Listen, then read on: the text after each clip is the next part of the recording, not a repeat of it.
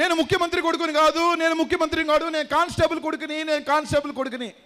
ఈరోజు మీ అందరికీ చెప్తున్నానమ్మా, ఎవరైనా అన్నం పెట్టిన వాళ్ళని మర్చిపోం, ఎవరైనా మన సాయం చేసిన వాళ్ళని మర్చిపోం. ఇంత చెప్తున్నావే నువ్వు, నేను చిరంజీవి తమ్ముడిని చెప్పుకోలేని దుస్థితిలో నువ్వు ఉన్నావంటే ఇంతకన్నా సిగ్గుచేట అని అడుగుతా ఉన్నా.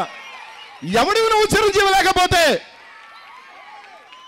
నీ మొదటి సినిమా అక్కడమ్మా ఇక్కడ అబ్బాయిలో నేను కానిస్టేబుల్ కొడుకుని కొడిదెల పవన్ కళ్యాణ్ అని రాసుకున్నావా, చిరంజీవి తమ్ముడు అని రాసుకున్నావా అని అడుగుతా ఉన్నా.